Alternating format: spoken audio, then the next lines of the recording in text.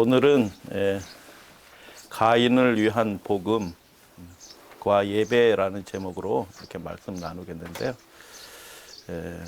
창세기에 기록된 가인의 그 범죄와 그리고 예배에 관한 말씀입니다. 그래서 이사야 66장에 또 예배에 관한 이야기들이 있고요. 여로보암이 북방 이스라엘의 첫 왕이었는데 망하게 됐죠. 근데 무엇 때문에 북방 이스라엘이 결국 망하게 됐냐 하면 여로보암의 그 죄의 문제가 해결이 안 됐기 때문에 망하게 된 겁니다. 그러니까 이 마지막 시대의 바벨론의 멸망도 결국 이 문제가 핵심 문제예요. 이 문제가 해결되지 않으면 그것으로 인해서 모든 영적인 타락과 문제들이 생기고, 그리고 그 교회가, 이 마지막 세대가 무너지게 되는 거죠. 그래서 여로보암의 죄라고 얘기했는데, 그 여로보암의 죄가 북방 이스라엘에만 있던 게 아니고 그 동일한 죄가 남방 유다에도 들어와요. 결국 남방 유다도 시간의 차이만 좀 있었지, 그 동일한 문제 때문에 그 문제가 해결이 안 되고 그 타락과 오염을 통해서 나라가, 하나님을 믿는 나라가 무너지게 됩니다. 그리고 계시록을 통해서 잠깐 살펴보도록 할게요. 히브리어에는 성이 있어요. 성. 단어에 남성, 여성. 그래서 내가 말했다 하면 말했다라는 말만 딱 해도 봐도 이 사람 말한 사람이 남자구나 라는 것을 알 수 있게 돼요. 그리고 또 굉장히 중요한 사실이 있는데, 같은 낱말이라도 그 남성형이냐 여성형이냐에 따라서 의미가 달라져요. 굉장히 중요한 의미가 달라지는 것들이 있어요. 그래서 그거 잠깐 참고하면서 이렇게 살펴보도록 하겠습니다. 계시록 12장 17절 말씀이죠. 용이 여자에게 분노하여 돌아가서, 용이 어떻게 한다고요? 분노하여. 분노한다고 그래요. 용이 굉장한 분노를 쏟아내는 대상이 있어요. 왜냐하면 그 존재의 소멸과 관련된, 자신의 운명과 관련된 존재가 등장하는 거거든요. 그러니까 이 용도 겁나는 거라. 그래서 이 존재가 없어져야지 자기가 이 공중 권세 잡은 이 마귀 사탄과 타락한 천사들이 이 세상을 더 지배를 하게 되는 거니까, 용이 분노하여 돌아가서 그 여자의 후손이라는 말이 있다는 거 여러분 아시죠? 원래 원문에는 있어요. 영어 성경에도 돼 있는데 우리 성경에는 번역이 안 돼 있어요.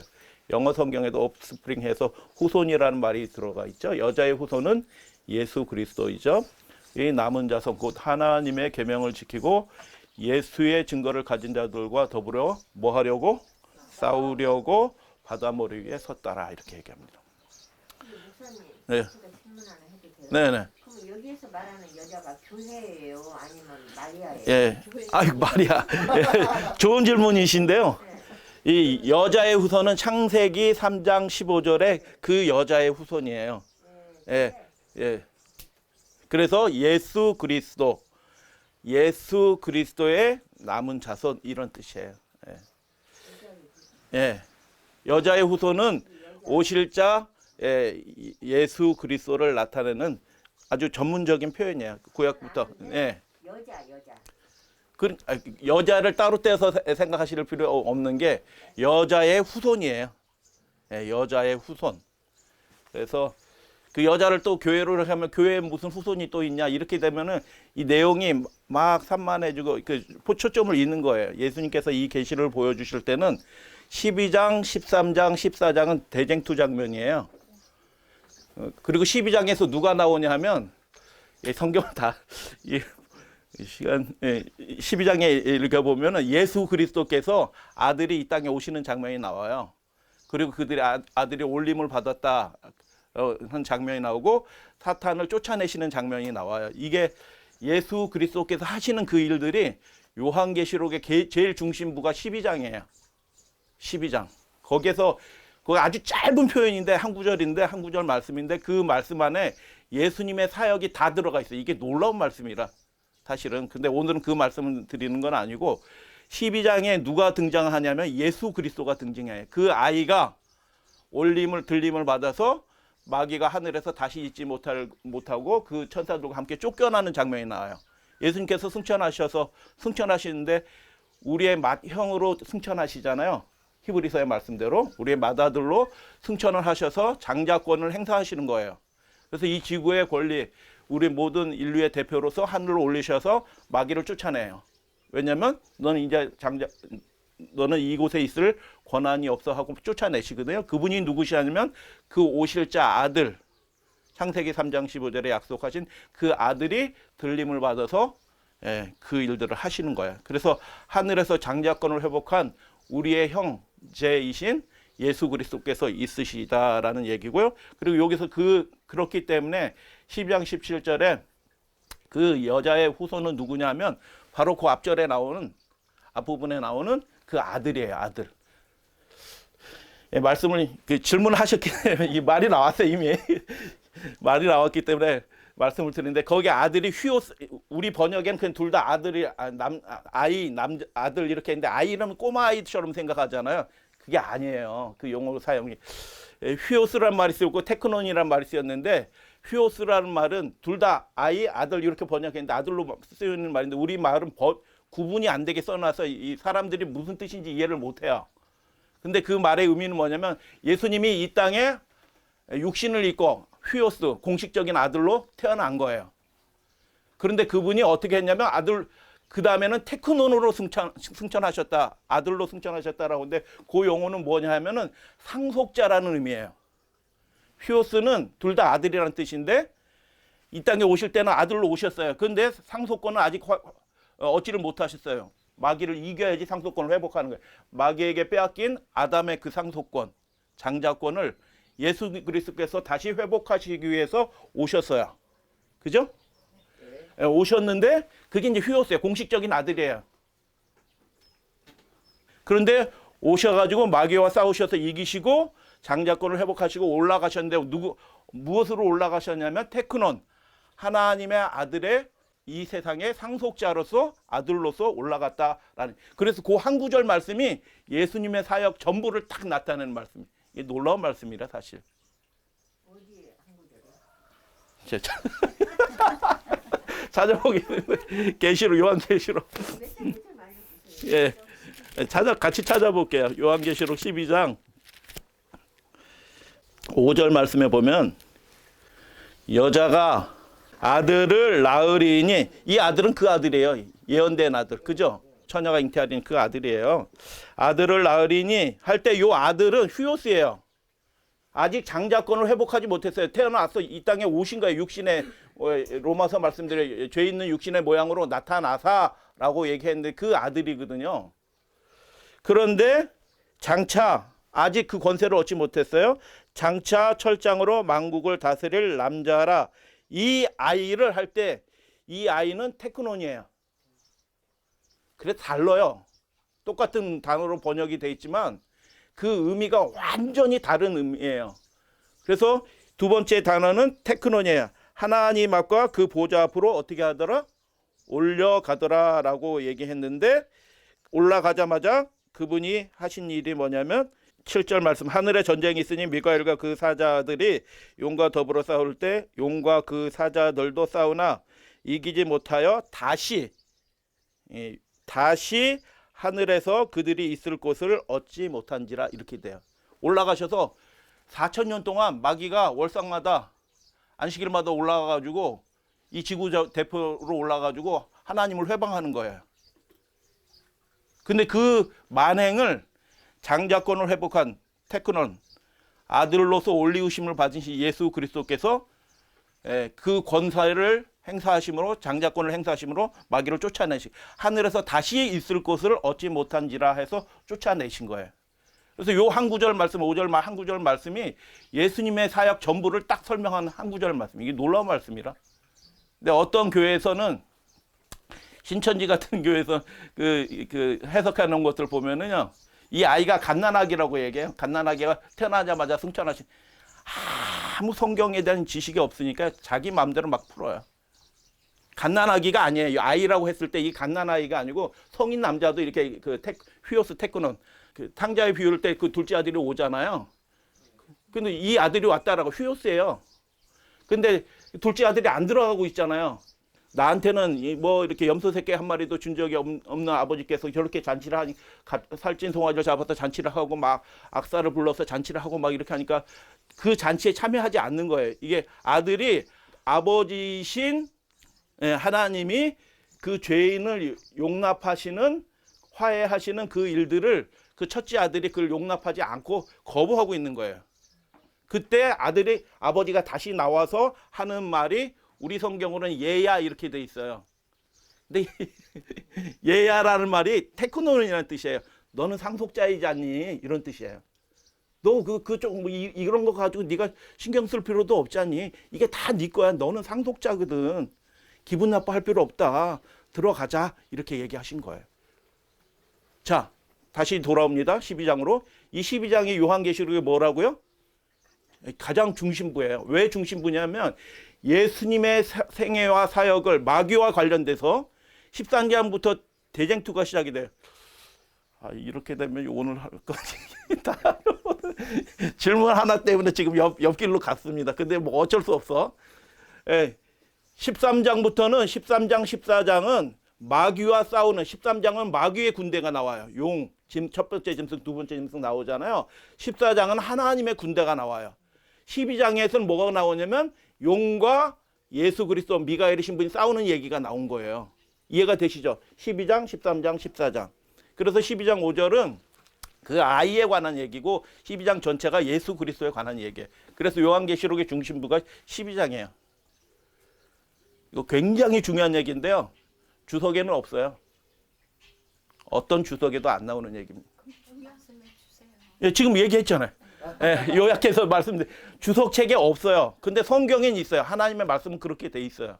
우리가 하나님의 말씀을 정확하게 정밀하게 읽어보면 그게 보여요. 제가 말씀드렸듯이 요한계시록 한 100번 읽으시면 다 보이기 시작합니다. 이렇게. 그래서 용이 여자에게 분노하여 돌아가서 그 여자의 후손의 남은 자손. 여자의 후손은 여기서 그러면 누구냐? 말할 것도 없어요. 예수 그리스도입니다. 예수 그리스도의 남은 자손. 예수 그리스도의 남은 자손 정체가 나와. 그래서 분노하여 싸우려 했다. 근데 이 여자의 후손의 남은 자손은 어떤 사람들이냐면 하나님을 참으로 예배하는 사람들이. 진정으로 진리대로 하나님을 예배하는 예배자가 온전한 예배를 정확하게 기억하셔야 돼요.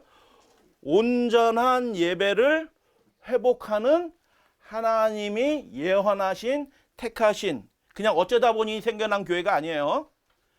첫 번째 강의를 잘 기억하셔야 돼요. 70일의 2300주야 예언과 관련돼서 70일회가 마칠 때 예수님께서 성소에 들어가시면서 이 땅에 뭐가 생겨나냐면 그 성소에 들어가신 예수 그리스도와 연결된 초기 교회가 탄생해요. 연월일시 정확한 연월일시에 딱 형성이 됩니다. AD 31년 3월 6일 오전 9시에 딱 그 일들이 시작이 돼요. 이게 그러니까 초기 교회도 어쩌다 보니까 120명의 제자들을 이렇게 시작한 게 아니고요. 하나님이 평화의 의논 가운데서 이미 그 오래전부터 이미 작정하신 교회가 탄생한 거예요. 할렐루야 아멘. 2300주야의 끝에 예수님이 성소에서 지성소로 들어가잖아요. 그 지성소로 들어가실 때 이건 굉장히 온 우주에서 굉장한 변화예요. 왜냐하면 이제 마지막 장면으로 들어가는 거거든요. 그래서 하나님이 그 들어가시기 전에 이 땅에서 무슨 일을 하냐면 이 백성을 주목하도록 하기 위해서 이 땅에 큰 지진이 나고 해가 어두워지고 달이 핏빛같이 되고 별들이 선무화과 나무 과실이 떨어지는 것처럼 떨어지는 일들을 통해서 전 세계 사람들이 이 예언에 주목하게 하고 종말의 사건에 주목하게 하고 그래서 이 택하신 교회가 딱 2300주가 끝나는 그때에 등장해서 어떻게 해요? 기별을 전하도록 해서 전 세계가 다 거기에 주목하도록 그렇게 하신 것입니다. 그래서 이 마지막 교회는 예수님께서 지성소로 들어가실 때 초기 교회가 성소로 들어갈 때 생겨난 것처럼 지성소로 들어가실 때 이 마지막 교회가 형성이 된 거예요. 그분의 계획입니다. 어쩌다 보니 생겨난 교회가 아니라요. 이 교회가 그럼 무슨 일을 하냐? 초기 교회는 그 하나님의 계명, 유대인들이 계명 안 지켰어요. 뭐 율법에 열심인 것처럼 보이지만 실제로는 그 하나님의 계명을 지키지 않은 백성들이라 온전한 예배와 하나님을 참되게 경배하는 그 믿음을 회복하는 일을 시작한 교회예요. 초기 교회는. 그런데 두 번째 이 마지막 교회는 어떤 교회냐 하면 그 초기 교회가 시작한 그 복음 사업, 쉽게 뭐 넓게는 복음 사업, 온전한 예배 회복, 하나님의 뜻의 회복을 시작한 그 교회의 일들을 이어받아서 마치는, 완성하는 교회예요. 이해가 되시죠? 그래서 이 땅의 교회가 그냥 교회가 아니고 하늘에서 중보하시는 그 우리의 마다들이신 예수 그리스도의 그 사역과 연결되어 있는 교회예요. 성소에 들어가실 때 그 일을 시작하는 거고요. 속죄의 사역을 시작하는 그 일이 시작될 때 그 교회가 초기 교회가 형성이 됐고, 두 번째, 그래서 이 13장의 장면은 12장, 13장의 이 장 14장까지 이어지는 장면은 그 10장에서 두루마리를 먹고 11장에서 요한계시록 12장 바로 전에 11장 19절에서 뭐가 보이나요? 언약궤가 보여요. 언약궤가 보였다는 얘기가 무슨 뜻이에요? 네, 그거 첫 번째 그 말씀이고요. 예수님께서 언약궤는 지성소에 있잖아요. 지성소로 들어가셨다라는 거죠. 들어가시면서 휘장이 열리니까 보인 겁니다. 이해가 되시죠? 예수님이 지성소 사역을 시작하였다라는 그 표시예요. 그렇기 때문에 12장에 이 예수 그리스도께서 그 지성소 사역으로 들어가셨을 때, 그리고 이 땅에 다니엘서 그 8장 14절의 말씀대로 2300절 끝날 때 그 장면하고 연결이 되는 거고요. 그래서 들어간 예수님께서 이 마지막 시대의 사업을 하는데, 그때 이 땅에 탄생하는, 지성소에 들어갈 때 탄생한 교회가 어떤 교회냐? 하나님의 계명과 예수 믿음을, 그 온전한 예배와 그 믿음을, 예수 믿음을 회복하는 그 교회가 탄생했다. 근데 그렇기 때문에 용이 그 예수님의 사역이 무엇인지 아는 거예요. 이 땅의 백성들은 잘 몰라. 그게 뭔지도 모르고 그냥 주여 주여 믿음 이렇게 하긴 하는데, 마귀는 아는 겁니다. 하나님의 계획이 어떻게 진행되는지 딱 알고 큰일 났다 이거. 그때가 됐다. 그래서 용이 마지막 모든 전력을 기울여서 이 남은 백성, 하나님의 계명을 지키고 예수의 증거를 가진 자들과 더불려고 싸우려고 바다 모래에 섰더라 라고 그렇게 얘기하는 겁니다. 그래서 여자의 후손은 남은 자손, 빨리 이제 진행을 할게요. 그리스도의 남은 자손이라는 뜻이에요. 그래서 예수님을 교회 다닌다고 다 그리스도의 남은 자손은 아니에요. 예수님의 남은 자손. 요한계시록 더 이렇게 잘 보시다 보면 교회에 다닌다고 다 구원 얻는 게 아니에요. 첫째 부활에 참여하는 자는요, 목숨 걸고 신앙하는 사람이에요. 19장 읽어보세요. 예수의 증거 때문에, 하나님의 말씀 때문에 이렇게 됐어요. 원문에는 목배임을 당한 자들의 영혼과 짐승과 그 우상과 에게 경배하지 않고 그 이름의 표를 받지 않는 자들이 살아서 그리스도와 더불어 천년 동안 악노를 하리라. 이는 첫째 부활이다. 이렇게 얘기하고 있거든요. 첫째 부활에 참여하는 사람들은요, 그냥 교회 생활 열심히 하고 교회 잘 다녔다, 그러니까 예수님이 오실 때 난 첫째 부활에 참여할 거다. 아니에요. 하나님의 나라의 백성으로서 예수 그리스도 하나님이 아들을 주셔서 목숨 걸고 우리 사랑하신 것처럼 그 백성들도, 이 백성들은 그래서 그냥 단순히 십계명 지키는 백성이다 이런 뜻은 아니에요. 재림교회가 다 구원 얻는 것도 아니에요. 어쩌면 굉장히 희귀할 수도 있어요. 재림교회 내에서도. 왜냐하면 목숨 걸고 신앙하지 않아요. 그래서 이 백성은 어떤 백성이냐면, 계시록 이렇게 전반을 걸쳐 살펴보면 하나님의 말씀에, 언약의 말씀에, 그 예언의 말씀에 하나님의 계명을 목숨 걸고 지키고 충성된 사람들이 이 사람들이에요. 이해가 되시죠? 그러니까 마귀가 그냥 일반 보통 교회 다니는 사람들이 있으면 마귀가 분노할 필요도 없어요. 그 사람들은 하나님의 뜻도 모르고 하나님의 뜻을 이룰 백성도 아니라, 근데 지성소로 들어가신 예수님과 직접 연결된 이 땅에 하나님의 참된 백성이 예배를 회복하고 하나님의 뜻을 회복할, 성취할 백성이 탄생했어요. 용이 깜짝 놀란 겁니다. 그래서 계시록 12장 한번 쭉 읽어보시고 이렇게 하시면 되겠어요. 그래서 그 분노는 13장의 상황을 보니까 무엇 때문에 마귀가 표를 주고 뭐 이렇게 강제하고 매매하지 못하고 이렇게 하냐면 경배 문제예요. 예배 문제예요. 하나님의 계명과 관련된 예배의 문제다라는 것입니다. 우리가 지지난 시간에 제 말씀을 통해서 한번 살펴봤어요. 다니엘서 3장의 그 상황이 이 마지막 시대 상황하고 똑같아. 둘 다 바벨론이고요. 바벨론에서 나오라고 얘기하고요. 짐승, 국가가 명령을 내려서 우상을 세워서 절하게 하고요. 하나님의 계명을 어기게 하고요. 하나님의 뜻대로 하나님의 계명을 뜻대로 살지 못하게 법령을 내려가지고 그렇게 하는 거예요. 짐승의 우상, 그 이름의 표예요. 그게 다니엘서 3장이에요. 근데 하나님께서 그 장면들을 주목하고 계신 것입니다. 사드락과 메삭과 아벳느고가 쓰잖아요. 그 혼자 쓴 게 아니고 보좌에 앉으신 예수님과 하나님과 연결이 되어 있는 백성들이에요. 근데 절하지 않겠다라고 얘기하니까 마지막 시대도 이런 일이 벌어지는 거예요. 그 일에 따르지 않아요. 국가 명령에 따르지 않는 겁니다. 예배를 폐하는 어떤 명령이 내릴 거예요.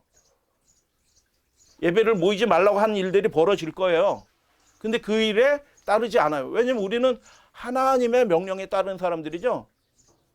국가 명령이 우리의 삶에 절대적인 위치가 있는 게 아니거든요.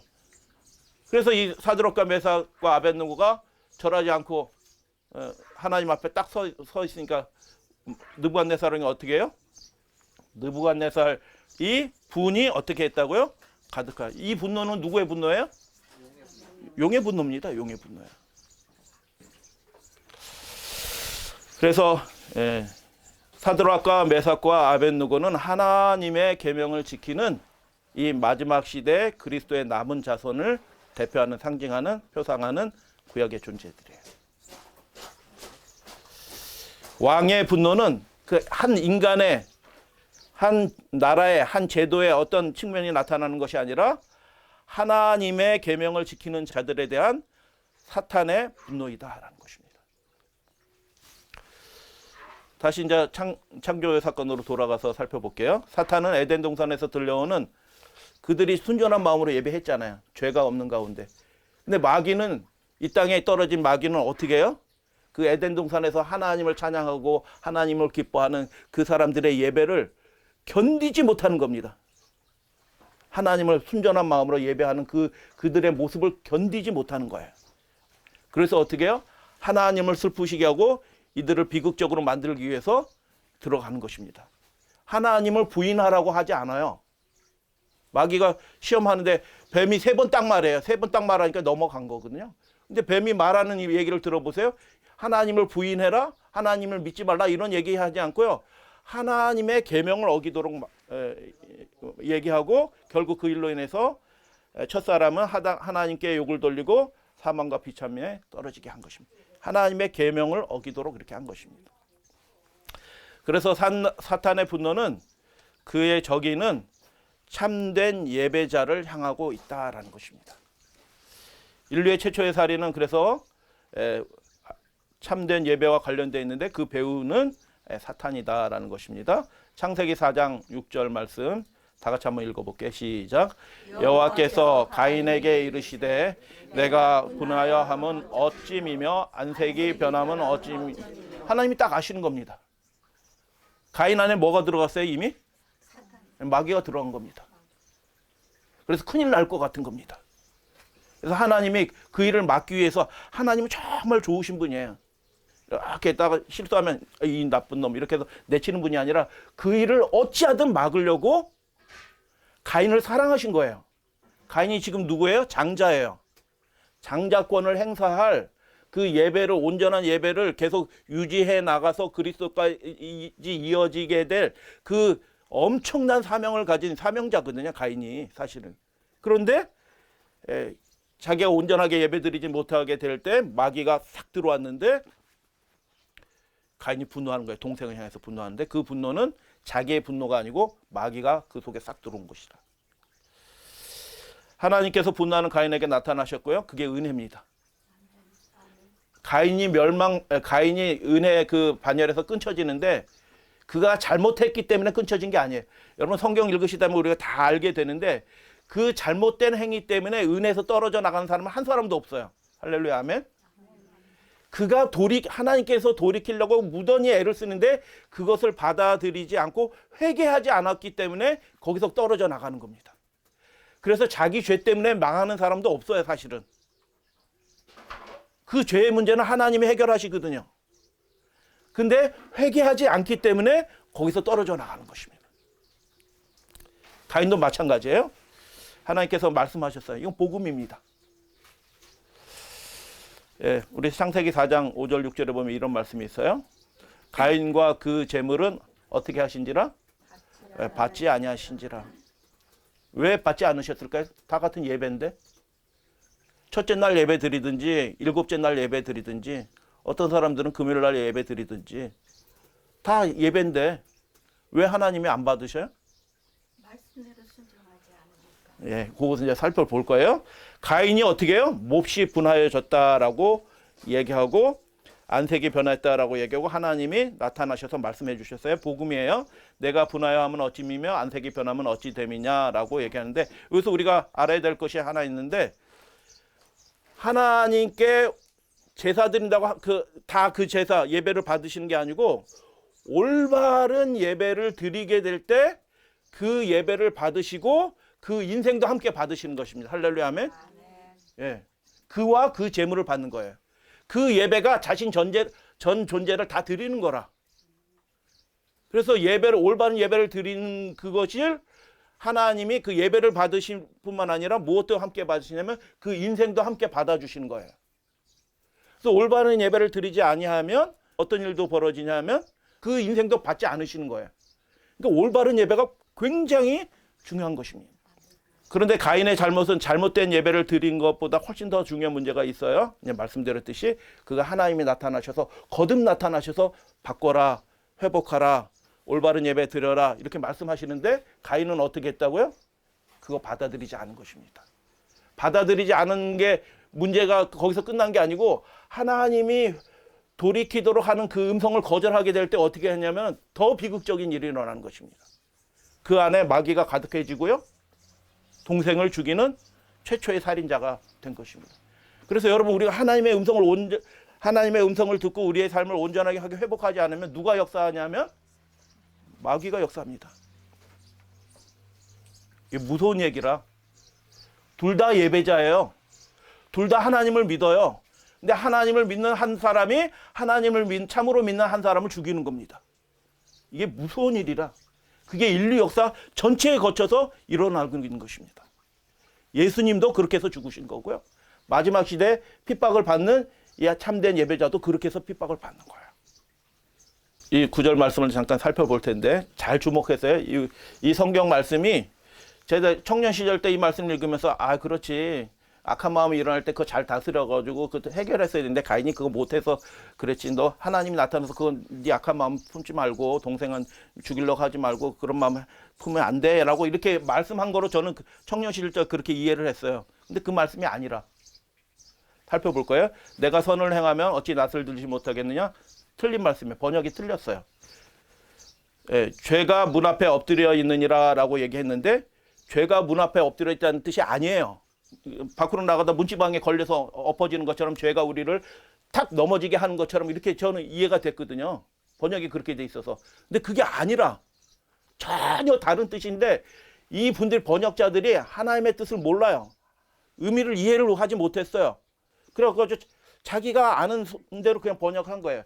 죄가 남성 명사로 기록이 돼 있어요. 그러면 죄가 아니고요. 속죄죄라는 뜻이에요. 전혀 다른 의미예요. 그래서 이 동사도 로베치인데 남성 동사 형태로 돼 있어요. 그렇기 때문에 저 앞에 나오는 주어는 죄가 아니에요. 번역이 완전히 틀린 거예요. 하나님이 그런 뜻으로 말씀하신 게 아닌 거예요. 그 밑에 죄가 너를 원하나 너는 죄를 통치해라 다스려라 이렇게 얘기했는데 어떻게 죄인이 죄를 다스려요? 안 되는 거거든요. 그런데 앞에 말씀이 역시 남성 명사예요. 그러니까 죄가 아니라. 그래서 살펴볼 거예요. 이 세 가지 문제. 첫 번째, 내가 선을 행하면 어찌 낯을 들지 못하겠느냐 하는데 성경 원문에는 히브리어 보면은 요 전체가 한 단어예요. 요 한 단어. 낯이란 말이 없어요. 그래서 이 말의 의미는 이런 뜻이에요. 내가 밑줄 그 부분만 말씀드리는 거예요. 앞에 거는 다음에 뒷부분에 바로 말씀드려요. 어찌 내가 받아들여지지 않았겠느냐? 어찌 내 제사가 받아들여지지 않았겠느냐? 이런 뜻이에요. 낯을 들지 못한다라는 얘기가 아니고요. 네가 이렇게 부끄러워가지고 악한 마음 품으라고 낯을 들지 이런 뜻이 전혀 아니에요. 네가 올바른 제사를 드렸더라면 아까 말씀해 가인과 그 제사를 받지 않아요. 내가 받아들여졌을 거다. 올바른 제사 드렸으면 네가 올바른 제사 드렸으면 하나님이 그 제사를 받으셨을 것이다. 그런 뜻이에요. 낯사라는 말은 그런 뜻이에요. 그래서 유대인들이 자기들이 이해한 구약 성경을 영어로 번역한 게 타나크라는 게 있어요. 타나크 성경. 말씀 맡은 자니까 그들이 이해한 말을 자기 말이거든. 히브리 말은요. 그래도 제일 더 잘 이해할 수 있어요. 그 타나크를 보면 이렇게 돼 있어요. Shall it not be lifted up. 이렇게 있으면 그 이시 뭐냐면 그 제사란 뜻이에요. 앞에 나온 제사 얘기가 나오거든요. 그러니까 낫이라는 말은 들어갈 자리가 없어요. 그 앞에 제사 드린 얘기 나왔고 제사를 거부하였고 그리고 악한 마음이 확 일어나고 마귀 틈타는데 그 내용이 뭐냐면 제사에 관한 얘기예요. 그래서 어찌 네 제사가 네가 올바른 제사를 드렸으면 네 제사가 받아들여지지 않았겠느냐? 네 제사를 받았을 거다 하나님이 이런 뜻이에요. 너도 받아들여졌을 것이다 라는 얘기입니다. 그래서 다른 성경들 중요한 영어 성경들을 이렇게 살펴보면 내가 아까 제사가 받아들여진다는 건 무슨 뜻이에요? 그 인생을 하나님이 받으신다는 거예요. 네가 하나님께 연락됐을 것이다. 할렐루야 하면 우리가 올바른 제사를 그래서 우리가 안식일마다 하나님 앞에 나가서 예배 드릴 때 우리가 그렇게 하나님께 우리 전 존재를 드리는 마음으로 예배를 해야 되는 겁니다. 그 예배를 하나님이 받으시는 거예요. 그래서 내가 받아들여졌을 것이다 라고 얘기하고 나사의 상황들을 쭉 살펴보니까 이게 예물을 드리고 예물을 받고 하는 것들이지 낫에 관한 말씀들이 하나도 없어요. 자, 두 번째 내가 선을 행하면 이라고 얘기했는데 그 선을 이라는 얘기는 그래서 무슨 뜻이냐면 내가 올바른 도덕적으로 착하고 악한 몸 이런 뜻이 아니고 지금 하나님과의 예배 관계 속에서 하시는 말씀이라 그래서 내가 올바른 제물을 드렸더라면 이런 뜻이에요. 의미가 완전히 다르죠. 그래서 요 말 선을 행하면이라는 말이 성경에 다른 것을 살펴보면 다 예배와 관계된 상황들 과부를 선대한 것, 올바로 하는 것들 이런 것들과 관계된 얘기들이다. 그래서 영어 성경도 살펴보니까 헬라어 성경도 살펴보니까 네가 올바로 잘 행하였더라고 하면 하나님이 네 제사 당연히 받을 거다 라고 이렇게 말씀한 겁니다. 세 번째 헷갈리는 말씀인데요. 그래가지고 이 번역자들도 이 하나님의 이 가인을 향한 그 놀라운 사랑을 이해를 못한 겁니다. 그래서 희한한 말로 번역을 했는데 죄가 내 문 앞에 죄가 문 앞에 엎드려 있대. 우리 집 문 앞에 웅크려 있다가 우리가 지나갈 때 하고 달려 나와가지고 우리를 넘어뜨리려고 하는 것처럼 이렇게 번역을 해놓은 거예요. 근데 이 상황은 무슨 상황이에요? 예배 드리는 상황이에요. 제사 드리는 상황과 관련된 말씀이에요. 남성이니까 죄가 아니에요. 하마르티아 여성 명사예요. 다 똑같아요. 그래서 죄가 남성이기 때문에 속죄제란 뜻이에요. 여러분 다니엘서 9장 24절에서 27절에서 나오는 그 내용들을 다 살펴보세요. 다 남성에 관한 겁니다. 예수님이 제사를 회복하고 제사를 끝내시고 하는 그 모든 일들이 다 남성 명사로 하나는 여성으로 되어 있는데 그 번역자가 모르는 겁니다. 예수님이 무슨 일을 하는지 몰라서 여성으로 번역했는데 그것도 사실은 남성이에요. 그래서 속죄 제물이 죄는 죄가 아니고 속죄 제물이에요. 속죄 제물이 내 문 앞에 뭐 있다? 있다 이런 뜻이에요. 네가 양이 없어가지고 곡식 제사 드린 게 아니고 너도 네 문 앞에 뭐가 있다? 너도 양이 있어. 너희 부모가 하나님 앞에서 그 받은 은혜를 생각하면서 오실 그리스도께서 하실 일들을 생각하면서 그 올바른 하나님의 뜻을 속죄의 사역을 나타내는 그 제사를 드려왔잖아. 너희 부모가 그렇게 했고 너도 그때 그 어린아이 때 참여했잖아. 너도 그렇게 아벨이 한 것처럼 너도 양 잡아서 그렇게 드릴 수 있었잖아. 이런 뜻이에요. 이해가 되시죠? 완전히 다른 얘기입니다. 엎드렸다는 것은 막 이렇게 사자가 웅크려 있다가 저놈은 잡아먹어 지나가다 확 튀어나와서 잡아먹으려고 그런 뜻이 아니에요. 편안하게 쉬고 있다는 뜻이에요. 이 라바치라는 말이. 양이 어떻게 자기 집 앞에 딱 주인이 이렇게 묶어놨으니까 편안하게 햇빛 받으면서 이렇게 다 이렇게 쉬면서 딱 이렇게 누워있는 모습이에요. 속죄제가 그 양을 순전한 양을 가지고 와서 너도 제사 드렸으면 됐어 이런 뜻이에요. 여러분 시편 23편에 그런 말이 있잖아요. 그가 쉴만한 물가로 우리를 인도하신다 있잖아요. 우리를 푸른 초장에 누이시며. 여러분 양이 어쩔 때 눕나요? 배가 충분히 차고 바람도 안 불고 저 동네 밖에 산 넘어서 어우 하면 들어놓아요? 안 들어놓아요? 안 들어놓아요. 완벽하게 평안할 때 양이 눈앞에 목자가 보이고 완벽하게 편안할 때 다 이렇게 눕는 거예요. 그 상태가 샬롬이에요.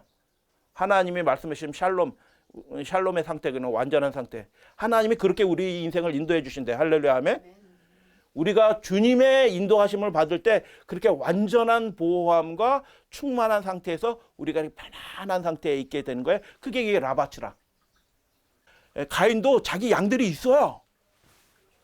그래서 쉬는 처소로 헐지 마라 라는 얘기하고, 그래서 이 말의 의미는 속죄의 제물이 내 문 앞에 누워있다 라는 그런 뜻입니다. 자, 여기까지 따라오셨죠? 그러면 우리 다시 한번 잠깐 돌아가서 생각해 볼게요. 가인이 아벨한테 분노해요. 그 분노는 어떤 분노예요? 용의 분노가 마귀 사탄의 분노인데, 하나님을 올바로 예배하는 자에 대한 거짓 예배자의 분노인 것입니다. 그런데 하나님은 이 거짓 예배자가 그 분노에 마귀가 들려가지고 뱀이 들어온 거지. 그 마음에 들어가지고 참된 예배자를 막 핍박하고 죽이려고 막 충동인을 받고 있는데, 이놈 나쁜 놈이네 이렇게 하신 게 아니고 그 장자 맏아들 가인을 하나님은 사랑하신 겁니다. 그러셔서 나타나셔서 간절한 마음으로 거듭 가인아, 네가 올바른 예배를 회복해야 된다. 네가 장자권을 그렇게 해서 올바른 예배를 회복해서 장자권을 행사해야 되지 않니? 너를 통하여 그리스도가 오실 거야. 너는 참된 예배자의 계승자가 돼야 돼 하고 하나님이 거듭 말씀하신 거야. 가인을 향한 복음입니다.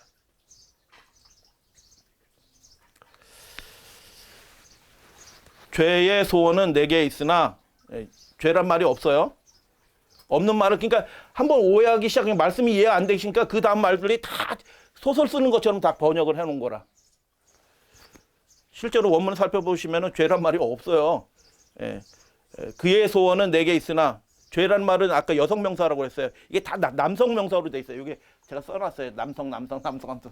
그러니까 이 죄가 들어올 틈이 없어요. 이게 다 가인도 남자, 아벨도 남자, 그죠? 제물도 남자. 이렇게 된 거예요. 죄의 소원은 일단 읽을게요. 내게 있으나 너는 죄를 다스릴 자. 틀린 말씀이고요. 요 말씀과 똑같은 구조가 바로 창세기 3장에 나오는데, 그 타락한 그 상황에서 하나님이 여자에게 하신 말씀이에요. 내 남편은 너를 사모하고, 죄의 소원, 사모한다는 뜻이에요. 소원이 내게 있으나, 너의 남편을 사모하고 남편은 너를 마샬, 다스릴 것이다 라고 그렇게 얘기한 말씀이 똑같은 구절의 재반복이에요. 주어만 바뀌어서. 그래서 이 말씀은 무슨 뜻이냐면, 직접적으로 번역하면 내 남편에게 너의 사모가 있을 것이며, 여자가 그 남편을 사모하게 된다는 것이에요. 그래서 내 남편에게 너의 사모가 있을 것이에요. 소원이라고 번역인데 사모예요. 사모가 있을 것이고, 남편은 그는 너를 다스릴 것이다 라는 그 말씀의 반복인데, 다시 보겠어요. 4장.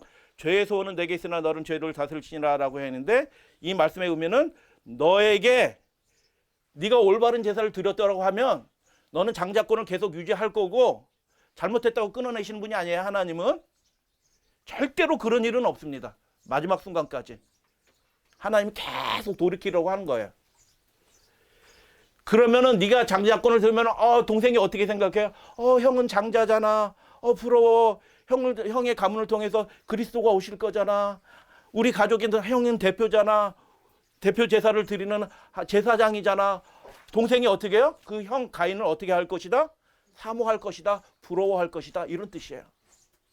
그래서 네가 올바른 제사를 드리면 동생이 너에게, 동생의 그 사모가 너에게 있을 것이고, 너는 형으로서, 제사장으로서, 가정의 제사장으로서 동생을 그렇게 다스리게 될 것이다. 할렐루야, 아멘. 이게 얼마나 아름다운 말이에요. 하나님은 가인을 너무너무 아끼고 사랑하신 겁니다. 가인이 제사장 되기를 원하셨던 겁니다. 그의 제사장권을 지켜주시기를 원하셨어요. 그가 계속 그 역할들을 하게 되기를 바랬습니다. 그래서 요약하면 이렇게 돼요. 너는 잘못된 예물을 드렸어. 근데 그건 네 제사 안 받고 너를 연락하지 않았다고. 너는 지금 동생 미워하고 있잖아.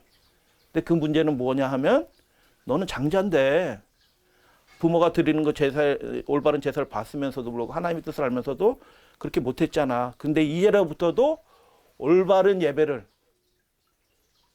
핵심은 그거예요. 올바른 예배를 회복하고 너의 장자의 직분을 행사해.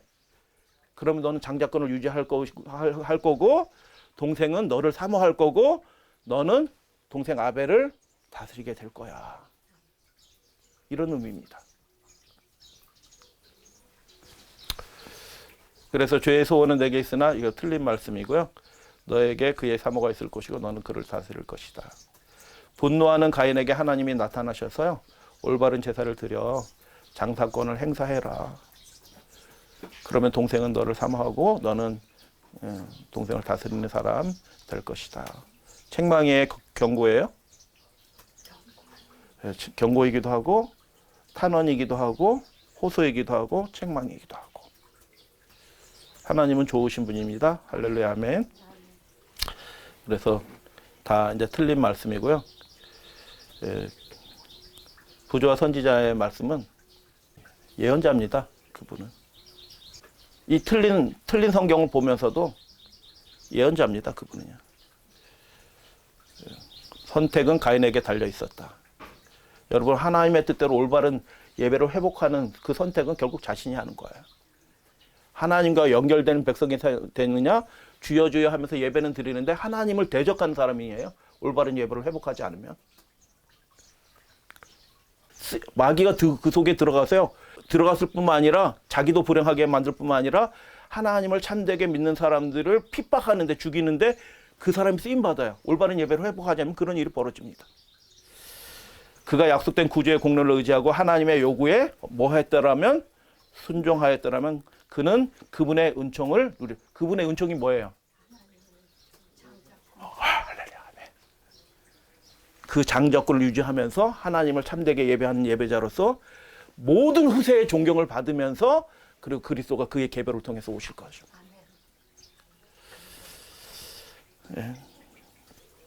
그런 내용이고요.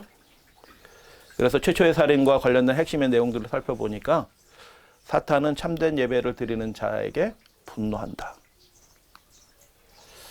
근데 야곱의 쌍둥이 에서와 야곱의 상황도 보니까 이게 형제들 간에 막 싸우고 이렇게 하는 게 아니에요. 사실은 이게 장자권 싸움이고 마귀와 하나님 사이의 싸움이에요. 에서가 야곱을 뭐 했대요? 에서가 야곱을 뭐 해요? 미워했대요. 그 미움이 누구의 미움이에요? 사탄의 분노예요.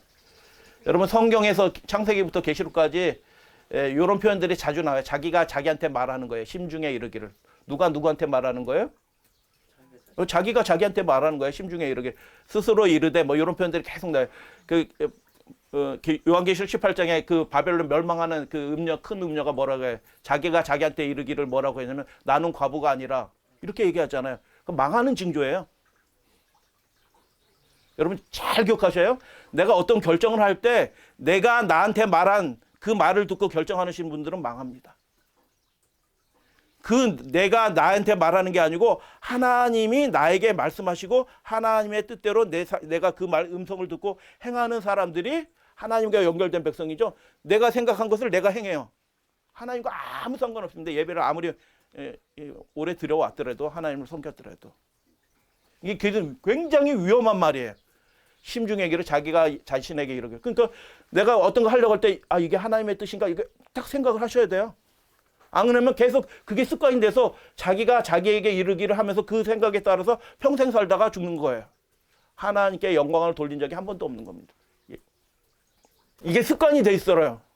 내가 생각하고 내가 판단하고 내가 결정하는 게 그게 습관이 돼서 이게 하나님의 뜻이 그 사이에 들어올 길이 없어. 그게 습관이 훈련이 돼가지고 평생 그렇게 살아가지고 엉뚱한 일들을 그렇게 많이 하는 겁니다. 근데 우리는 어떤 사람이라? 예수님과 연결된 사람이라. 그래서 그 일들을 할 때 예수님, 하나님의 뜻을 생각하고 딱 멈춰져야 되는 거예요, 사실은. 하나님의 뜻을 생각하고 그분의 계명을 생각하고 그분이 원하시는 말을 생각하고 그것들을 생각해야 되는데 에서는 그게 안 되는 겁니다. 하나님과 연결되어 있지 않으니까 이 통제 장치가 없는 겁니다. 미움이 생겼는데 여러분 미움도 생길 때가 있죠? 많죠. 이게 뭐가 이렇게 다른 게 확 올라올 때가 있어요. 이게 육신이라. 그런데 우리가 예수님과 연결되어 있으면 그게 순식간에 깨달아지고 탁 통제가 됩니다. 성령에 의해서. 에서는 하나님과 연결이 안 돼 있어요. 참된 예배 안 드렸고요. 그래서 결혼을 하는 거 보면 알아요. 부인은 누구를 얻어요? 이방 여인 데리고 오잖아요. 그래갖고 부모가 슬퍼하잖아요. 그 모습으로 염려하잖아요. 그러니까 에서의 삶은 그런 삶이에요. 그런데 미워요. 심중에 이르기를 아버지를 곡할 때가 가까웠은즉 내가 내 아우 야곱을 뭐 하리라? 그겁니다. 똑같은 상황이에요. 가인과 아벨의 상황입니다. 참된 예배자를 향해서 분노하는 사건이고 대쟁투적인 사건이고. 여러분 하만이 유대인들을 다 죽이려고 하잖아요. 에스더서에 나오잖아요. 그죠? 하만이 누구 후손이게요? 아말렉의 후손이에요. 아말렉 다 진멸하라고 말씀하시는 그렇게 못하니까 마귀가 다시 살아와서 유대인들을 거꾸로 다 죽이려고 그러는 겁니다. 근데 아말렉은 누구 후손이게요? 에서의 후손이에요. 에서의 후손. 이게 놀라운 일이라. 이게 하나님과 마귀 사이에 참된 예배를 중심으로 해가지고 계속 죽음의 싸움들이 벌어지고 있는 겁니다. 죽이려고 하는데 뭐 때문에 말씀 맡은 백성, 하나님의 진리의 백성들을 다 죽이려고 하는 것입니다. 심히 뭐하였다? 노하였다라는 것입니다. 그 분노는 개인적인 분노처럼 보이는데 일견, 근데 그 분노의 배후는 누구예요? 마귀인 것입니다. 다 멸하고자 하였다. 말씀 맡은 백성을 멸하려 하였고요. 종말의 상황을 에돔에 대해서니까 그래서 하나님이 말씀하신 거예요. 이스라엘 백성 안 도와줬거든요. 어려울 때. 그 광해 통과해서 가나안으로 들어가는데 우리가 물을 사 먹겠다, 음식을 사 먹겠다, 거저달라는 거 아니겠다. 그런데도 그 형제된 이스라엘 백성들을 어떻게 해요? 통과도 못하게 하고 물도 안 주고 오히려 핍박하고 그렇게 했잖아요. 네가 형제된 그 이스라엘 족속을 어떻게 했느냐? 그 어려운 때 그 칼의 위력에 그 이후에도 마찬가지예요. 칼의 위력에 그들을 넘겼도다. 내가 피를 미워하지 않았으니 피가 너를 따르려 해서 심판을 얘기해요. 애굽은 황무지가 되겠고 에돔은 황무한 들이 되겠으니 이는 그들이 유다 자손에게 강포를 행하여 무잔피를 그 땅에 흘렸습니다. 이는 예수님이 잡혀 돌아가실 때 이방인인 빌라도도 그거 아는 겁니다. 이는 저가 그들의 시기로 예수를 넘겨준 줄 알미러라 이렇게 됐어요. 하나님을 열심히 믿는다고 하는 백성이 하나님의 아들이신 분을 말씀 그 자체이신 분을 그들의 종교법으로 그들의 생각으로 십자가에 못 박아 죽인 겁니다. 그들의 분노로 그들의 시기로 그렇게 하였다. 그래서 이 장면은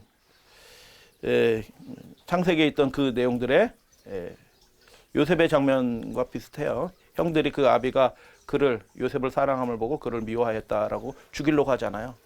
비슷합니다. 다 같이 읽겠습니다. 요한일서 3장 13절 시작. 형제들아 세상이 너를 미워하거든 이상히 여기지 말라. 이건 요한일서에서 기록했는데 예수님도 이 말씀을 직접 하셨어요. 누가복음에서. 세상 모든 사람들이 너희를 미워할 거다. 여러분 우리가 사람들에게 인정받고 이 세상과 이렇게 아주 교양이 있는 교회처럼 성도처럼 이렇게 남아 있으려고 하면요, 하나님의 뜻을 온전히 이렇게 성취할 수 없게 돼요. 미워하는 게 정상이다. 왜냐하면 그 배후에 공중의 권세 잡은 자 사탄이 있기 때문이다. 자, 누구게요? 이 사람은 누구? 바울이고요. 옷 맡은 자예요. 이 책임자라는 뜻이에요. 사도행전 7장에 기록해 바울이 옷 맡은 자로 나오는데, 옷을 맡았다라는 것은 그 사람의 죽음의 책임자라는 뜻이에요. 저 무릎 꿇고 기도하는 사람은 누구예요? 스데반이에요. 역시 마찬가지예요.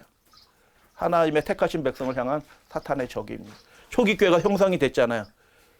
성소에 들어갈 때 이 땅에 초기 교회가, 그러니까 마귀가 그걸 무너뜨리려고 그렇게 하는 것입니다. 그런데 그게 하나님 앞에 뭐냐 하면 다니엘서 9장 24절에 내 백성과 거룩한 성을 위하여 이런 이래로 기한을 정하였나니 허물이 그치며 라고 했는데, 이 허물이 뭐게요? 허물이 그친다는 얘기가 무슨 뜻이에요? 여기서 허물은 하나님께 대한 반역이에요. 더 이상 그 반역을 하지 못하게 될 것이다. 계속 하나님이 암탉이 그 새끼를 날개 기다려 모으려고 계속 선지자 보내고 결국 요한 보내고 그리고 예수님까지도 오셔서 그 일들을 하시려고 했는데, 그들이 유대인들이 어떻게 해요? 끝까지 거부하고 반역한 겁니다. 이 허물은 그냥 막연한 죄가 아니고요, 하나님께 대적하는 게 허물이라. 성경 읽을 때 구분하셔서 읽으셔야 돼. 의미가 달라요. 그 허물의 잔이, 죄악의 잔이 가득 차서 더 이상 허물을 하지 못해요. 그 예루살렘이 망하잖아요. 무너지잖아요. 그래서 70일에로 정하였다라고 그렇게 말씀하신 거예요. 중세시대 때 많은 하나님을 올바로 예배하는 자, 계명을 지키는 자들이 순교를 당했습니다. 어마어마한 순교를 당했어요. 그게 중세 교회의 일들이 아니고요, 그 배후에 누가 있냐면 진리의 백성을 향한 사탄의 적이가 있습니다. 다니엘서 9장 25절에 예언이 돼 있잖아요. 그가 작은 뿔이 또 때와 법을 고치고자 할 것이며, 여기서 성도들은 누구예요? 이겁니다. 때와 법과 관련된 하나님의 계명과 예수 믿음을 지키는 사람들이에요. 성경 말씀이요, 실제로는 다 연결돼 있어요. 그리고 다 따로따로 띄엄띄엄 알아서 그렇지. 그래서 이 성도들은 어떤 사람들이냐면, 고난받는 성도들은 하나님의 계명에 따라 하나님을 참으로 예배하는 그 사람들을 마귀가 분노하고서 그렇게 하는 것입니다. 요한계시록 6장 9절에 보니까 다섯째 인을 떼실 때 내가 보니 하나님의 말씀과 저희의 가진 증거를 인하여 죽임을 당한 영혼들이 제단에 있다. 그 중세의 상황인 것입니다. 다섯 번째 인을 떼실 때. 그래서 하나님의 말씀은 하나님의 계명이에요. 요한계시록 전체 다 살펴보면 말씀은 계명이에요. 증거는 뭐냐면 예수 그리스도의 말씀이고 예언의 말씀이에요. 그 증거를 가진 자들, 하나님의 계명을 지키는 자들이 죽임을 당한 겁니다. 많이. 죽인 사람이 누구냐 하면 마귀 사탄이에요. 이 장면은, 그림의 장면은 그 캄보디아 정권, 폴포트 정권이 공산주의 정부에 들어와서 그 이전에 있었던 부르주아나 뭐 이렇게 하는 그 사람들을 완전히 다 말살시킵니다. 그 잔인한 일들의 배후가 누구예요? 마귀 사탄인 것입니다. 총으로 쏴서 죽이도 하지만 총알이 아깝다가 애들은 이 야자나무 빼쭉빼쭉 하잖아요. 거기다 대고 이렇게 해서 때려서 애들도 죽이고 그렇게 하는 겁니다. 근데 살인자들도 그냥 하는 게 아니에요. 이 마지막 시대 상황들이 용이 분노해서 이렇게 하는데, 그냥 용이 다짜고짜 그냥 하나님의 계명과 예수 믿음을 지키는 사람들을 막 이렇게 하는 게 아니고, 굉장한 이유를 대서 이 세상이 이런데 니네들은 왜 예배하냐 이렇게 되는 겁니다. 이유를 댄다니까요. 그 마지막 시대 상황도요. 그래서 킬링필드의 영이요, 로마 카톨릭의 영이고요, 사탄의 영, 그 이전에 가인에게 들어갔던 그 영이 똑같습니다. 왜 죽였느냐? 폭력이 필요하다. 강제가 필요하다. 저 사람들을 압제하는 게 필요하다. 매매하지 못하는 게 필요하다. 라고 얘기를 하는 겁니다. 노벨상 받으면 뭐 합니까?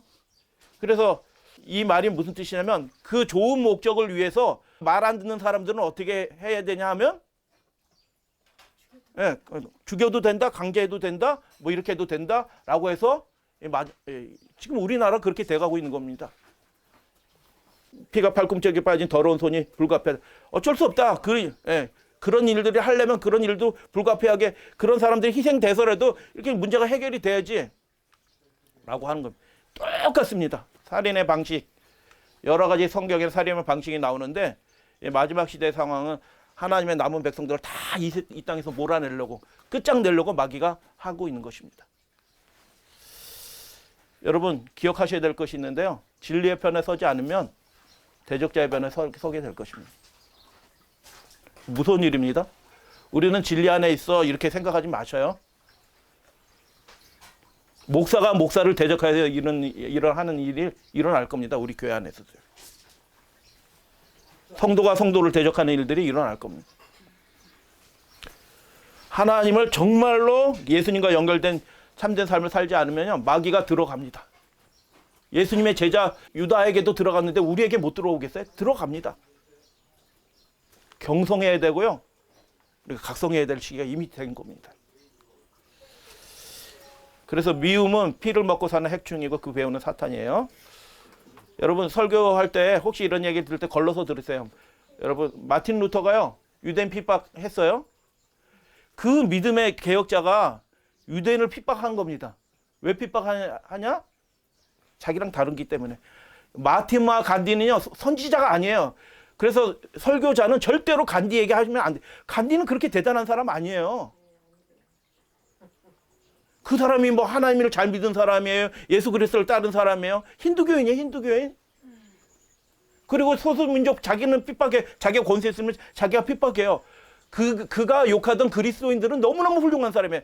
나는 예수 그리스도는 믿지만은 그리스도인들은 믿지 않는다. 이거 말도 되지 않는 얘기예요. 왜냐하면 그가 그렇게 저항하고 일어났을 때 뭐 공산당 정권이나 뭐 폴포트 정권 같은 그 영국 사람들이 그런 사람이었어 봐요. 그냥 그 즉시로 죽는 겁니다. 누가요? 간디는요.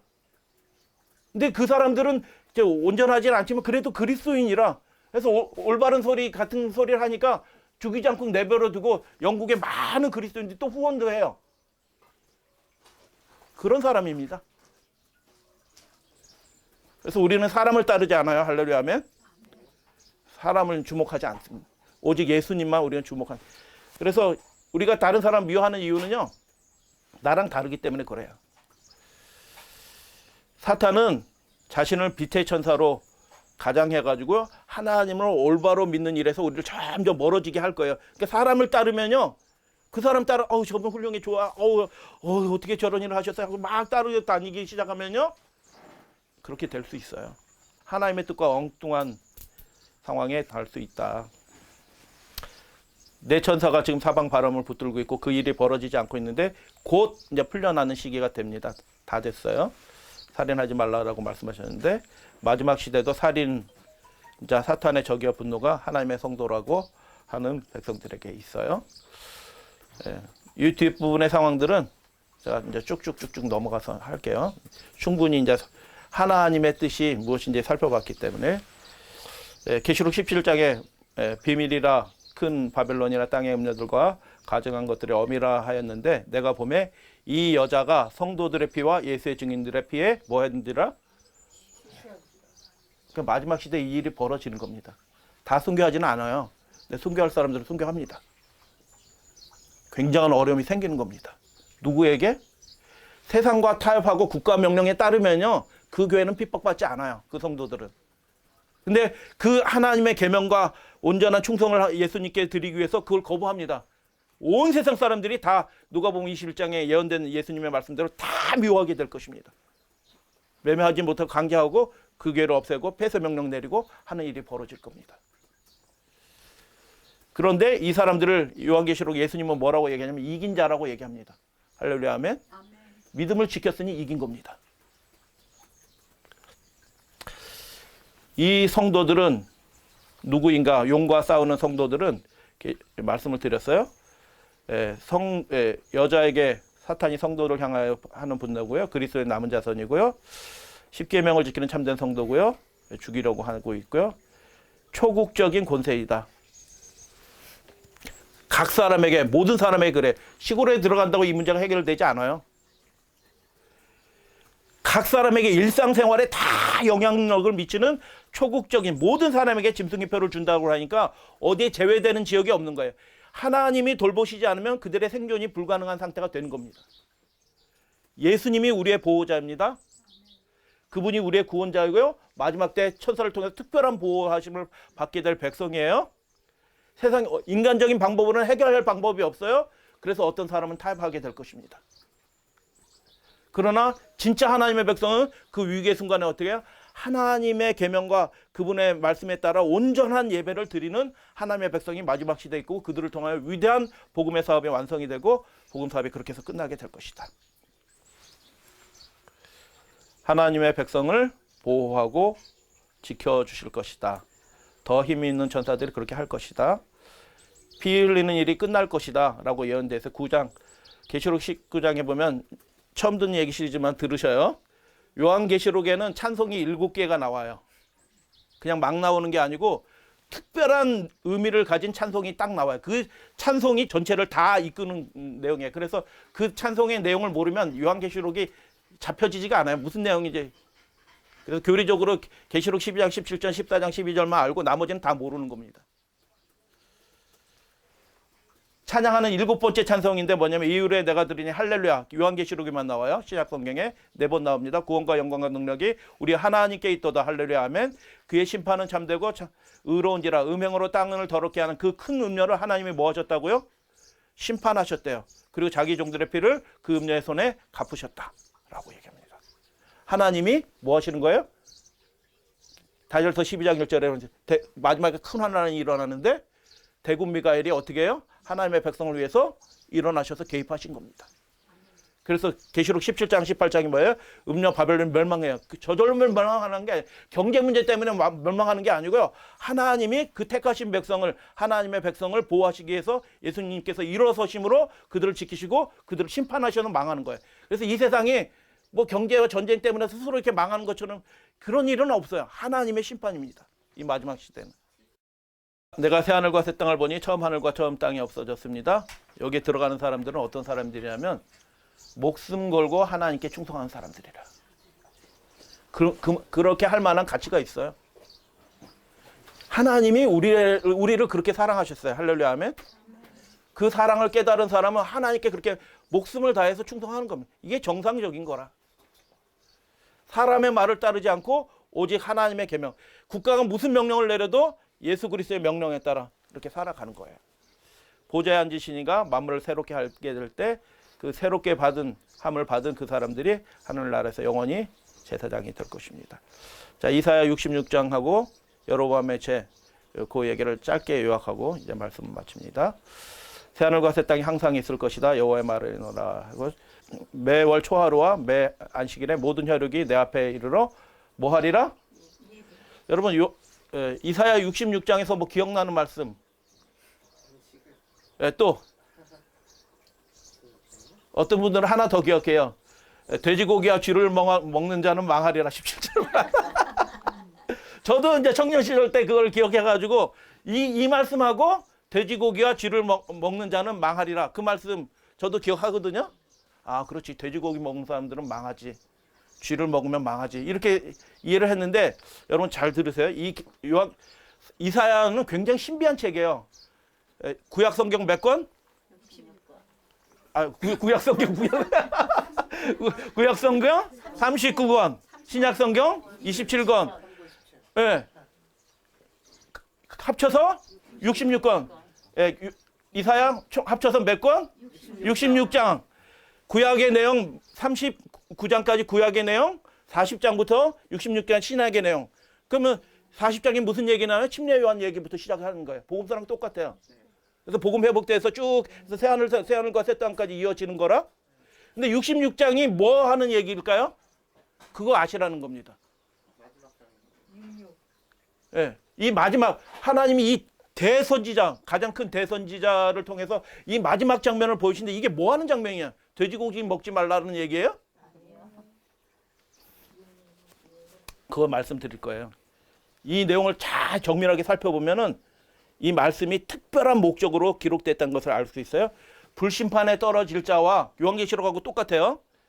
영원히 예배할 자가 66장에서 딱 구분돼서 설명하시는 거예요. 예배에 관한 말씀입니다. 그래서 구분하시는데요. 24절에 패역한 자들이 나가서 내게 패역한 자들의 시체를 볼 것이라. 그 벌레가 죽지 않으면 불이 꺼지지 않으면 이거 영원한 불의 심판. 계시록 19장 11절부터 쭉 나오는 그 심판의 장면들에서 나오는 그거잖아요. 그 거짓 선지들과 짐승들과 마귀의 사탄과 하나님을 올바로 믿지 않은 그 악한 자들이 다 불못에 던져지잖아요. 근데 대조돼서 뭐 얘기하면 나 여호와가 말하노라 이스라엘 자손이 예물을 깨끗한 그릇에 담아 여호와 집에 드림과 같이 그들이 너희 모든 형제들의 문날에서 나의 성산에 예루살렘 말게 나와서 여호와께 예물로 드릴 것이. 그들이 깨끗한 삶으로 하나님께 예물로 그들 자신을 예물로 드린다는 거예요. 이방인들 포함해요. 안식일을 회복하는 이방인들 포함해요. 그건 설명드리지 않아요. 그래서 패역한 자들이 나오고요. 깨끗한 제물로 하나님께 예배 드리러 그 성산 거룩한 예루살렘 동성으로 하는 게 나와요. 그 다음에 스스로 거룩하게 하며, 이거 굉장히 중요한 말씀이에요. 정결하고 동산에 들어가고 그 사람들도 예배하게는 해요. 깨끗한 척해. 그런데 어떻게 그 가운데 있는 자들과 같이 예배하자 하면서 돼지고기와 가증한 물건과 쥐를 먹는 자가 다 어떻게 하리라? 망하리라. 여호와의 말씀이라 얘기하는데, 하나님의 말씀은 뭐냐면 23절 맨 마지막 부분의 말씀은 뭐냐 하면 매월 글로 가는 게 아니고요. 매월 초하루와 매 안식일과 모든 혈육이 내 앞에 나와서 예배하리라. 그래서 예배하고 가는 장면이에요. 잘못된 예배를 드리고 있고요. 올바른 예배를 드리고 있는 것입니다. 그래서 이 내용들을 가증한 돼지고기 먹는 게 영적인 표현이라 이게 모든 것을 그래서 개와 베드로가 속담을 통해서 말한 개가 그 토했던 것에 돌아가고 돼지가 씻었던 더러운 구덩이에 돌아 누웠던 부정한 사람이에요. 하나님께서 받아들여 줄 수 없는 사람이에요. 이사야 66장의 이 말씀은 그래서 무슨 말씀이냐면 예배 드리는 사람들이에요. 그런데 하나님이 받지 못하시는 가증한 예배를 드리고 있다는 것입니다. 동산에서 제사하면서 이사야 65장에 나와요. 벽돌에 분양하면서 나는 너보다 거룩한, 스스로 거룩한 채 하는 겁니다. 이 사람들은 예배자야. 하나님을 예배하는 예배자인데 하나님 보시기에 그 예배는 가증한 예배라. 그 가증한 예배가 뭐냐?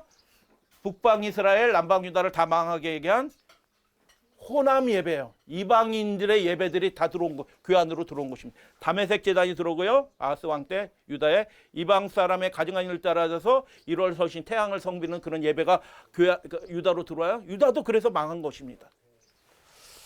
그래서 돼지를 먹는다라는 것은 무슨 뜻이냐면 그 돼지고기 좋아해서 돼지고기 드신다 이런 뜻이 아니고 그들의 삶에 하나님을 온전히 예배하는 그 예배가 상실되었다. 참된 예배가 잃어버려진 바 되었다라고 하나님이 그렇게 말씀하신 겁니다. 결국 예배 문제고요. 이사야 56장 이방인들이 안식일을 회복할 거 얘기하고요. 새하늘과 새 땅에서 안식일 예배 드릴 거 나오고요. 이사야 66장 2절 그래서 나 여호와가 말하노라 내 손이 이 모든 것을 지었으므로 그들이 생겼느니라. 물은 마음이 가난하고 심령이 가난한 자는 복이 있나니 천국이 저희들. 그 심령이 가난한 자는 누구냐 하면 통회하는 자, 내 말을 듣고 떠는 자, 경외하는 자인데 누가 그런 사람이냐? 하나님을 올바로 예배하는 자입니다. 그들의 예배에 참여하지 않아요. 아무리 그들이 그렇게 하더라도 참여하지 않고 하나님을 올바로 예배하는 자이다. 계시록 14장의 그 상황입니다. 하나님을 두려워하며 그에게 영광을 돌리라. 하늘과 땅과 바다 물들을 만드신 이를 하나님의 말씀대로 명령대로 올바로 경배하라. 그래서 참된 예배가 나오고요. 마음이 가난하고 심령이 통회하는 자, 그리고 뒷부분에 열방을 깨끗한 제물로 드리는, 깨끗한 제물로 하나님 앞에 자신을 드리는 예배자가 나오는 거예요. 이 사람들이에요. 자기 방식대로 신앙하는 사람들이 아니고요.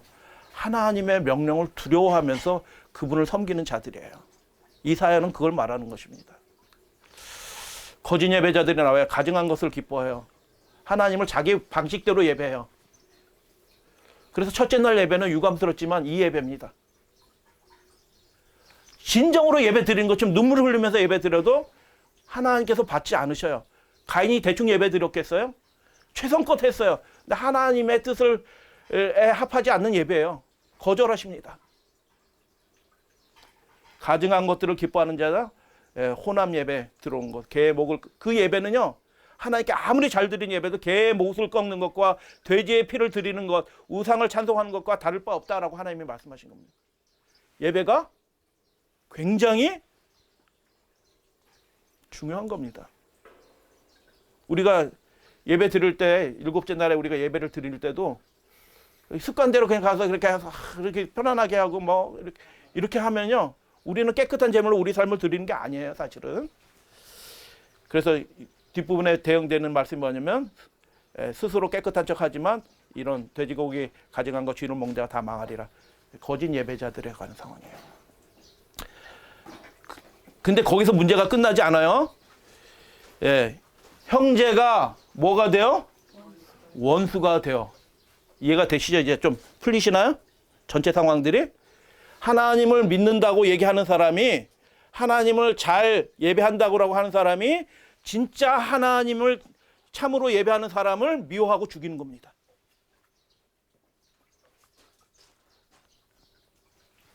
근데 하나님은 어떻게 하실까요? 그 백성들을 지켜주실 것이다라는 것입니다.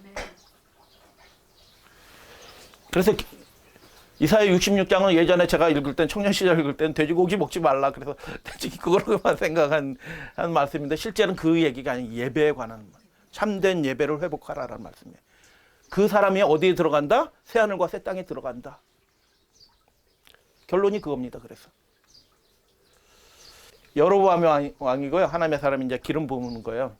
여로보암은 머리가 비상한 사람입니다. 솔로몬한테 찍혀가지고 애굽으로 피신했다가 다시 돌아와가지고 10지파로 해서 나라를 세워요. 이야, 이건 뭐 보통 사람이 아니에요. 근데 그 하나님이 택하신 그 백성 12지파 중에서 10지파를 찢어가지고 나라를 세우려고 하는 이 여로보암에 대해서 하나님이 뭐라고 하실까? 야, 이놈아, 너 그만둬. 한 백성이다. 이렇게 하시지 않고 어떻게 하냐면, 내가 만일 내가 명령한 모든 일에 순종하고 내 길로 행하며 내 눈에 합당한 일을 행하며 내 종 다윗이 행한 것 같이 내 율례와 명령에 하나님의 계명을 따라 하게 되면 내가 너와 함께 있을 거야. 이렇게 얘기하신 겁니다. 놀라운 말씀이라 이건 사실은. 남방 유다가 정통이 아니에요. 누가 정통이에요? 하나님의 뜻대로 하는 그 사람이 진짜 정통이라는 것이에요. 오래된 교회가 정통이 아니고요, 숫자가 많아서 정통이 아니고 하나님의 계명대로 하는 그 사람이 진짜 하나님의 백성이라. 내가 너와 함께 있을 거다. 내가 다윗의 위를 너에게 줄 거다. 이런 말씀이에요. 근데 여로보암이 어떻게 할게요? 그래서 하나님의 계명을 지키는 게 결정적이에요. 근데 여로보암 왕이 어떻게 하냐면 머리를 쓰는 겁니다. 인간적인 머리를. 그래서 7월 15일이 초막절이잖아요. 근데 8째 달 8월 15째 날 15일로 절기를 정하고 유다 절기와 못하게 하고, 하나님의 계명과 비슷해요. 예배 안 드리는 건 아니에요. 예수님 믿는다고 해요. 그러면서 첫째 날 예배 드리는 거랑 똑같습니다. 유다 절기와 비슷하게 하고, 그 계명 첫째 날 예배는 어떤 예배예요? 하나님의 계명에 따라 하는 예배가 아니고 사람이 정한 예배라. 그래서 자기의 마음대로 정한 날로 절기를 정하고 예배를 드렸어요. 남방 유다보다 훨씬 더 성대하게 잘 예배를 드렸어요. 돈이 많으니까. 그런데 어떻게 해요? 하나님이 여로보암의 계속 여로보암의 이제 열왕기서 계속 나오는 여로보암의 죄 하되 그게 해결이 안 돼서 결국 망한 겁니다. 그 여로보암의 죄가 뭐냐 하면 이겁니다. 하나님의 말씀대로 하나님의 뜻대로 올바로 예배하지 않은 겁니다. 그래서 이 일이 하나님 보시, 예배를 잘 드렸는데 하나님 보시기엔 뭐예요? 그거 죄입니다. 여로보암의 죄고요. 이게 마지막 시대도 벌어지는 겁니다. 종교 개혁의 정신을 잃어버린 오늘날 교회. 마틴 루터는 십계명 순종해야 된다고 얘기합니다. 그 소교리 문답에 그렇게 얘기합니다. 칼빈은 이렇게 얘기합니다. 장로교 시절은 십계명에서도 우리가 자유롭게 된다고 생각하면 안 된다. 믿는다고 계명 별로, 그 계명은 완전한 계명이다. 그분의 품성이다. 연구하면 한결됐다. 그 십계명대로 그렇게 살아야 돼. 여러분, 요즘 교회는요, 개혁자들의 정통을 다 잊어버린 것입니다. 신기한 시대가 됐습니다. 믿으면 구원 얻는다고 가르쳐요. 예수님은 그렇게 말씀하신 적이 없어요. 그 믿음은 이 믿음이에요. 하나님의 계명을 지키는 믿음.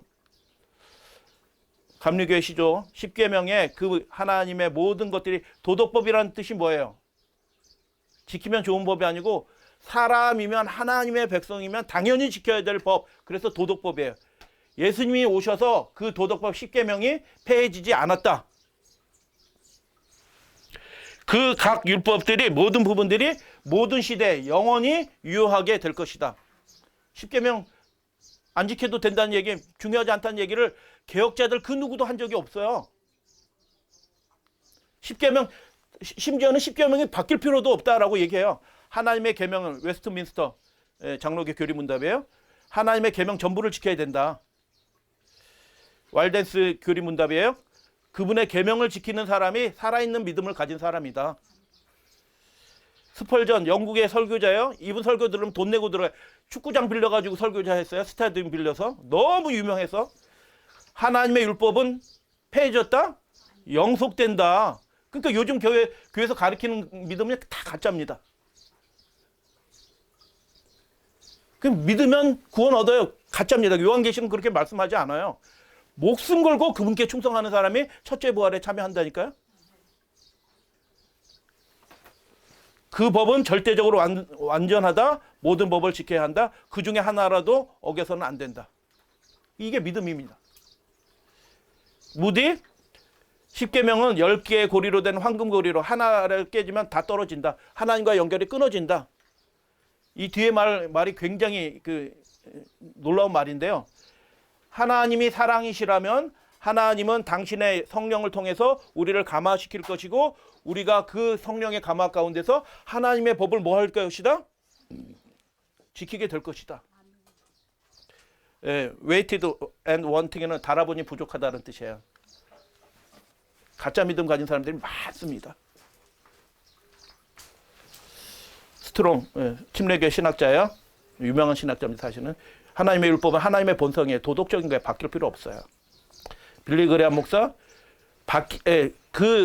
준수의 의미가 폐지된 예식적인 율법과 10계명은 완전히 다른 거다. 여러분 이 말 잘 듣고 주변 분들한테 알려주셔야 돼요. 이 말씀을 드리는 이유는 뭐냐면 여러분만 아시지 말고 그냥 막연하게 믿음 생활하시는 분들에게 알려주셔야 되는 거예요. 기독교 강해에서 10계명 제4계명 가명에서 이렇게 얘기합니다. 안식일의 그림자래요. 안식일이 그림자는 예식법이라는 뜻이에요. 안식일의 계명을 엄격하게 요구했는데 그리스도의 강림하심에 의해 칼빈이 이 계명 10계명의 네 번째 안식일 계명이 안식일 계명의 의식적인 부분이 폐기되었다 이렇게 얘기해요. 놀라운 얘기를 하는 겁니다. 성경에. 그래서 일회 중에 하루를 지키면 된다.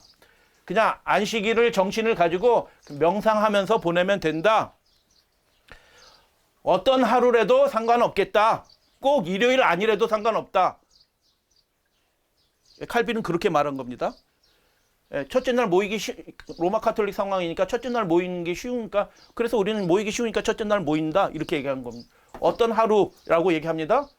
이게 하나님의 말씀에 맞을까요? 내 백성이 지식이 없으면 망하는데 그림자라고 얘기하는데 죄가 시작하기 전에 하나님이 안식일을 제정하셨기 때문에 안식일 계명은 그 제칠일 시간성도 그림자가 아니에요.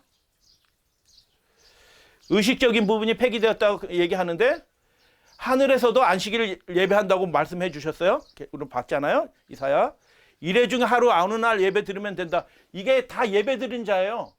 하나님을 잘 예배한다고 하는데 참되게 하나님을 예배하는 사람들은 이렇게 예배하는 겁니다. 일회 중에 하루가 아니라 하나님이 죄가 시작되기 전에 제7일을 특정하셨어요. 그래서 이 사람들을 핍박하는 겁니다. 이상한 일이 아니라 하나님의 계명, 사람의 계명. 진리의 말씀을 옳게 분별하십시오. 후메네와 빌레도는 뭐라고 얘기하냐면 우리 성경이 우리 이소자 목사님이 이 말씀에 대해서 여러 차례 강조해서 사실은 말씀하셨어요.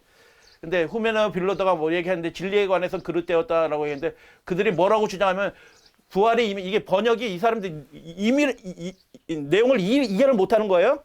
제가 쉽게 설명드릴게요. 부활이 이미 지나갔다. 부활이 이루어졌잖아. 이런 뜻이에요. 예수님이 부활하셨잖아.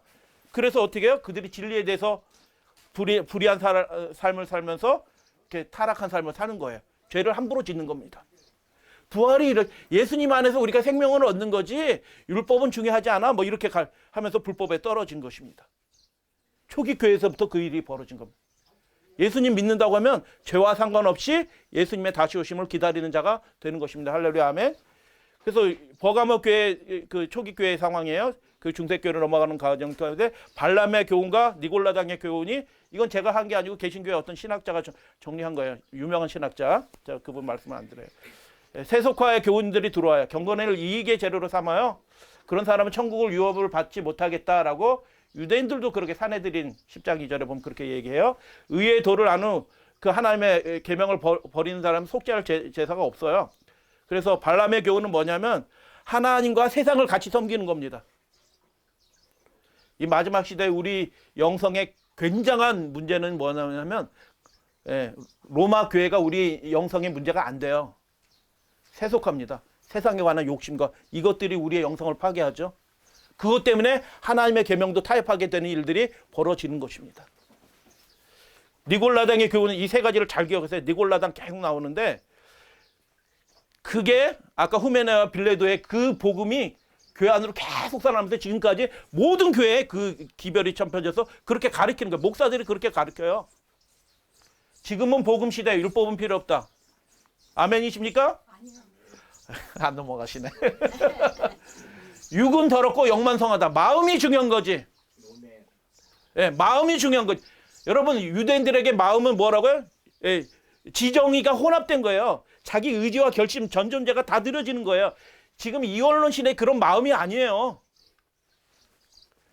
은혜 아래 있으므로 어떤 죄도 용납된다. 아닙니다. 이게 니골라당의 교훈입니다. 교회를 망하게 하는 교훈이고요. 그것들이 이 두 가지 사탄의 미혹이 교회 안으로 들어왔어요. 세속과 세속적인 영광과 번영과 만족을 위해서 다 바쁘게 살아가요. 하나님의 뜻은 생각도 안 해요. 그냥 하나님 저 예배 드려주는 것만 해도 고마워하세요. 그런 상황이 됐어요. 진짜요. 그래서 배우는 사탄이에요. 하나님과 원수된 자들이 있어요. 하나님의 계명에 따라 올바로 드리지 않는 예배는 가인의 제사를 드리는 겁니다. 주께서는 그 법을 우리의 생각에 마음에 기록하고 두겠다라고 말씀하셨어요. 멜랑오톤 얘기를 잘 기억하세요. 7장 24절에서 7장 25절 때와 법을 바꾼 것에 대해서 멜랑오톤이 딱 직접적으로 얘기해서 개혁자 멜랑오톤 거룩한 날을 그들이 로마 교회가 토요일에서 일요일로 변경하였을 때 그들은 때와 법을 변경했다. 뭐 두말을 할 것 없이 딱 말한 것입니다.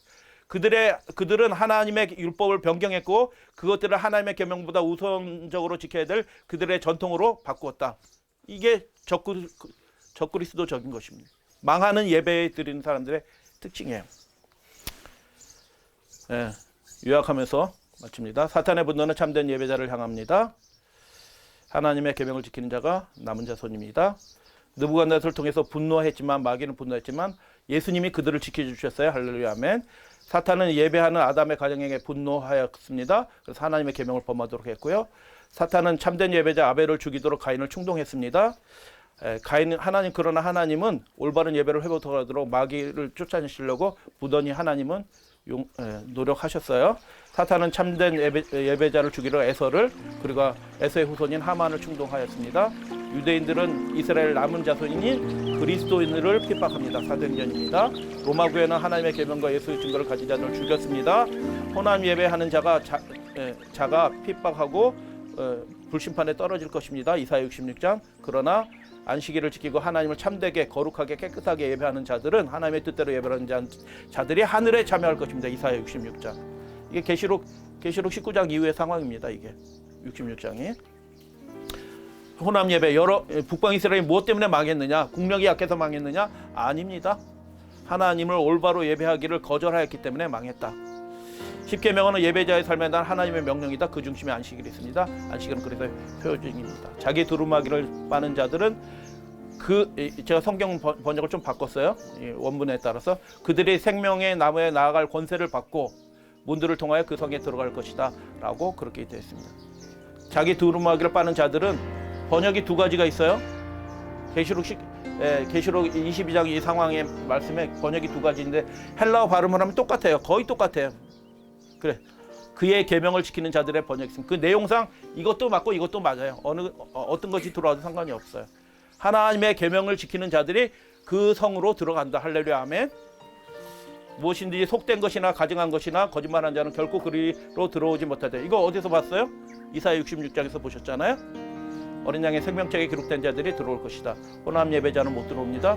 순전한 예배, 하나님께 온전히 속한 사람들이 들어오게 될 것입니다. 개와 점들과 음행자들이 다 성 밖에 있을 것입니다.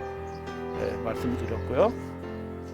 참된 예배를 그래서 회복하는 자, 그 자로 우리 믿음의 가족들을 세워주신 것입니다.